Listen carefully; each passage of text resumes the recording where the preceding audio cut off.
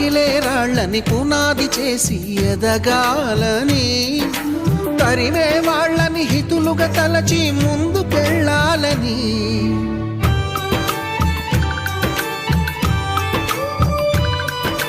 కన్నుల నీటిని కలల సాగుకై వాడుకోవాలని, కాల్చే నిప్పుని ప్రమిదగా మలచి కాంతి పంచాలని, గుండెతో ధైర్యం చెప్పెను, చూపుతో మార్గం చెప్పెను, అడుగుతో గమ్యం చెప్పెను. నేనున్నానని